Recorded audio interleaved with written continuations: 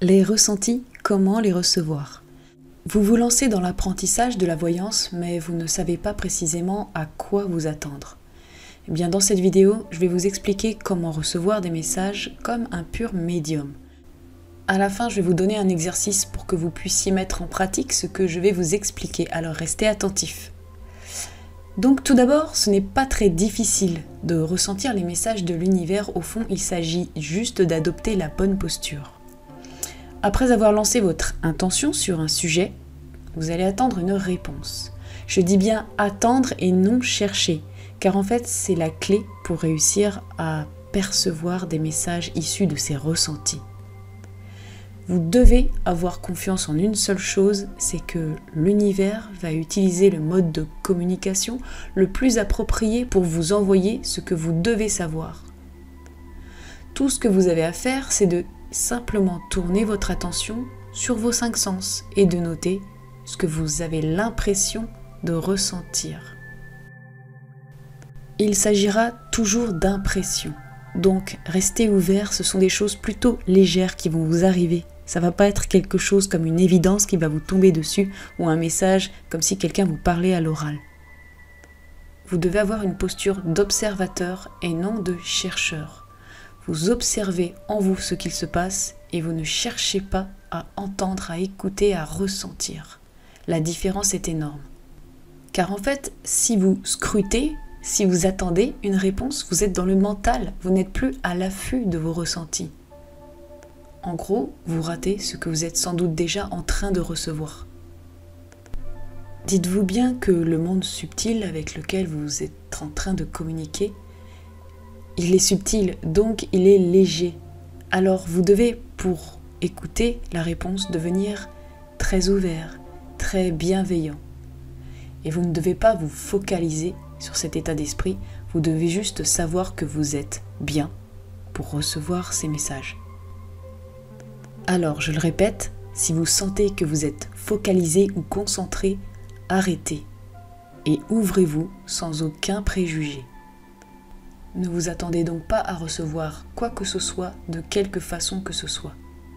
Si à un moment donné vous sentez que vous êtes là-dedans, ne paniquez pas, relâchez-vous et ouvrez, écoutez, recevez. Et maintenant, voici une autre clé pour bien comprendre ce qui se passe. Tout ce que vous recevrez ressemblera toujours à de l'imagination. C'est sur cette fréquence que tout va vous arriver, que ce soit des impressions physiques, visuelles ou auditives. Notez alors tout ce que vous avez l'impression de recevoir, ce que vous pensez, imaginez, ressentir, et c'est tout. Ne jugez jamais vos découvertes, ne jugez rien, laissez-vous embarquer par ce qui vient. J'ai l'exemple d'une personne à qui j'ai aidé recevoir son arbre généalogique. Elle ferme les yeux et me dit « Donc voilà, j'imagine mon arbre généalogique et donc du coup je vois un arbre. Je vois un arbre, il n'y a rien d'intéressant là-dedans. » Non, regardez cet arbre, attendez, il va se passer des choses. Observez et ne jugez pas. Alors, puisque c'est clair maintenant, vous allez réaliser ce petit exercice. Commencez par vous détendre, très simplement, pas besoin de faire des heures de méditation pour ça. Sentez-vous simplement relâché, relaxé, voilà, comme après une bonne journée de travail. Ensuite, imaginez clairement et simplement que vous êtes connecté à l'univers et demandez « Que puis-je recevoir ?» Notez tout ce qui vous vient à l'esprit. Images, mots, chansons ou souvenirs même, ou alors même une envie de bouger d'une certaine façon. Notez tout ce qui vous vient. Et voilà, c'est la fin de cet exercice, rien de plus. Ceci vous oblige à ne faire que recevoir et c'est tout. Pour vous donner un exemple, laissez-moi vous raconter ce qui s'est passé pour moi la première fois que j'ai fait cet exercice. Ceci vous aidera à comprendre la démarche. Je me suis posée, j'ai demandé donc « Que puis-je recevoir ?» Et là, j'ai immédiatement vu une forêt, vue depuis la fenêtre d'une cathédrale gothique avec l'arc brisé. D'un coup, le paysage est devenu blanc. Et c'est tout. Voilà. J'ai rien compris, bien sûr. Et le lendemain, suite à cet exercice, on apprenait que la cathédrale de Paris brûlait. La charpente de cette cathédrale est appelée la forêt. Alors évidemment, je me suis dit, bon, ça peut être la signification logique de ce que j'ai vu. J'ai pas trouvé ça extraordinaire et bon, je me suis dit que c'était peut-être un peu tiré par les cheveux. Mais en fait, c'est à ça que se rapproche le plus ce que j'ai pu voir dans mon quotidien juste après l'exercice. Mais en fait, là où c'est devenu un peu plus impressionnant, c'est que j'ai refait le même exercice quelques jours plus tard chez mes beaux-parents. Là, j'ai vu une machine à laver et ensuite une lumière blanche et plus rien.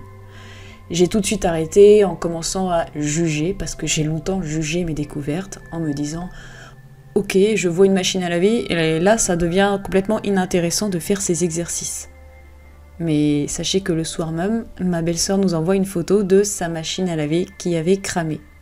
Donc, vous voyez que commençait à se dégager une certaine logique entre ce que j'ai pu recevoir, et on va dire qu'il y avait même une sorte de vocabulaire de l'univers. La lumière blanche, c'est quand quelque chose crame, et quand je demande que puis-je recevoir, j'ai tendance à recevoir des choses qui vont brûler. Après, on peut réfléchir de plein de façons, mais sachez que plus vous allez faire ces exercices et plus vous allez comprendre le fonctionnement et que chaque chose que vous verrez sera validée d'une certaine façon dans la réalité. Et c'est ça qui va devenir incroyable. Alors maintenant, à vous d'essayer. Que pouvez-vous recevoir ? Allez-y en ouverture et bien sûr, comme je vous l'ai dit, sans jugement.